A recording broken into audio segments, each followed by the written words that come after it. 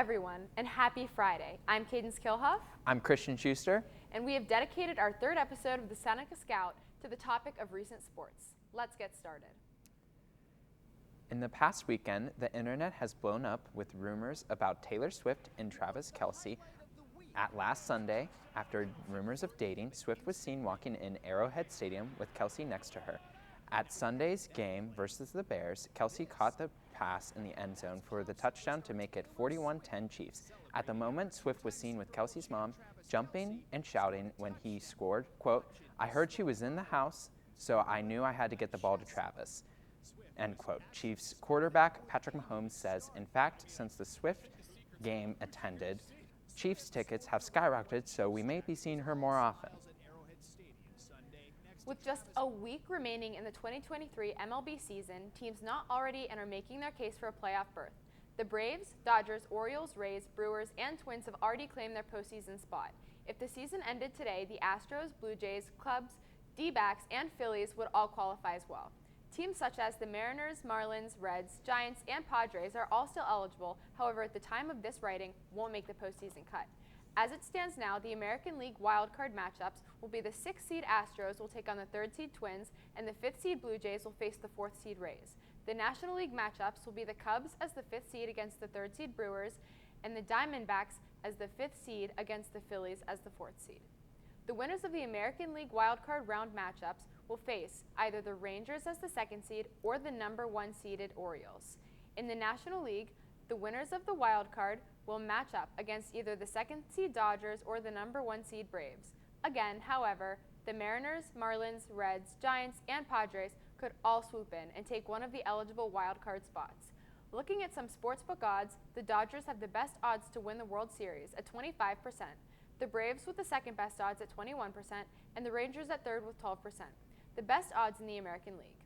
With the season nearing its end, many are tuning in to see how the playoff picture progresses. It was revealed yesterday that Sean McManus is set to retire this year as sports chief for CBS this April. McManus will be stepping down and replaced by David Burson as the new sports chief, entertainer, and chairman. Sean McManus will be turning 69 this February after 27 years of service for CBS Sports. Sean McManus started as CBS as president, and he changed CBS history by acquiring NFL viewing rights in 1998. Without Sean McManus, CBS couldn't be showing any NFL games. Sean McManus said, in a quote, "This is the best time to make the transition." Sean McManus will finish his stay at overseeing some sports properties in CBS News for a short period. This week, we learned NBA star point guard Damian Lillard has been traded. After months of the Trailblazers stalling the trade, Lillard was moved to the Bucks in a blockbuster deal. In a 3-team deal, Drew Holiday, DeAndre Ayton, Toumani Camara, and 3 future draft picks go to the Blazers. The Sun acquired Yusuf Nurkic, Grayson Allen, Nasir Little, and Keon Johnson. Now that Giannis Antetokounmpo, Bucks power forward, gets his star teammate, that puts increased the likelihood that he extends his max contract that he signed in December of 2020. Even with Lillard's persistence for a trade to Miami, he doesn't seem to be upset about his move to Milwaukee. According to his tweet, quote, "The casuals won't be addressed, but the Trailblazers fans and city of Portland that I love truly will be, and they will be addressed truthfully. Stay tuned, excited for my next chapter," end quote. This trade changes the landscape of the NBA as the Trailblazers get younger and the Bucks get a new superstar to pair with Antetokounmpo. Taking a look at Seneca sports, the girls' golf season ended. At least we thought. The Seneca girls' golf team was ranked 2nd overall for WPIALs, and our very own seniors, Lahini Ranarira and Madison Sherrick, are heading to individual WPIALs. Sarah McCullough, Cassie Dagg, and Rylan Barb are heading to WPIALs with senior individuals to go to team WPIALs. Congratulations to the girls' golf team, and we can't wait to see you guys and do what you guys can do in the near future. Last Saturday, the highly anticipated matchup between a 3-0 Colorado team and a 3-0 Oregon was predicted to have a well-fought-out game, but Buffalo's fans were met with surprising blowout loss. This game had a confident Colorado team, led by rookie coach and former NFL All-Star Deion Sanders, quickly have their weaknesses exposed. Their opponent, Oregon Ducks, ran up the score all the way up to 42 before the Buffaloes even scored 1 touchdown in the 4th quarter.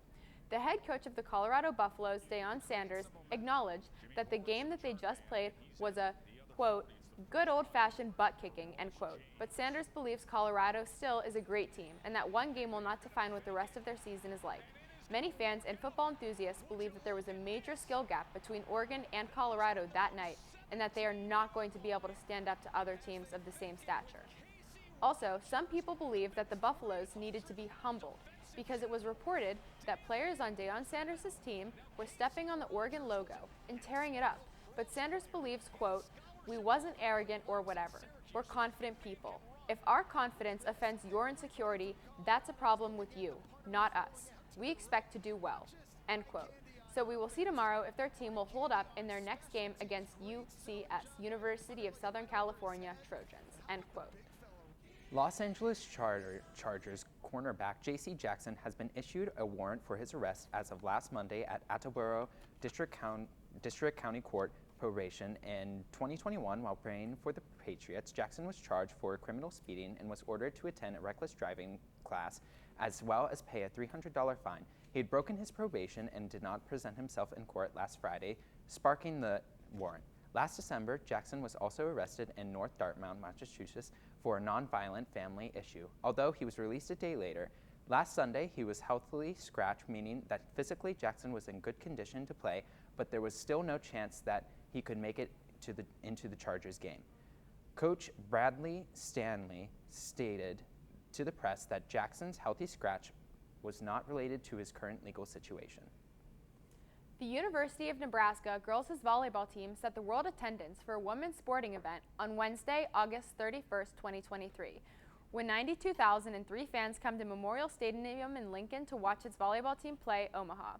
The previous record for the most people in one stadium for a women's sport event was 91,648, which was set when Barcelona played Wolfsburg at Camp Nou in April last year in a Women's Champions League match. The outdoor stadium that is usually host in the university's American football games has a listed capacity of 85,458, but attendances have exceeded 90,000 in the past. And now we look at volleyball, close to home, with senior volleyball captain Bria Stepp joining us in the studio. Hello, Bria. How are you doing? I'm well, thank you. Could you please tell us a little bit about how your volleyball season is going so far? Yes, so we're about halfway through our season and we currently have a record of 8-1.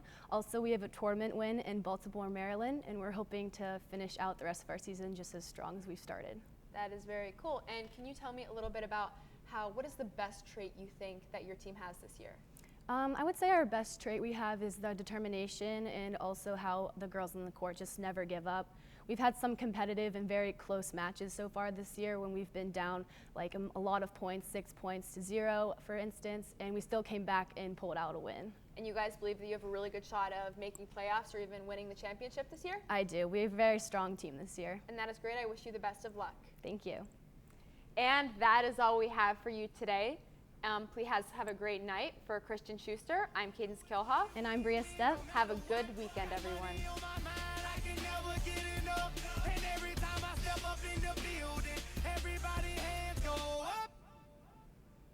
And they stay there.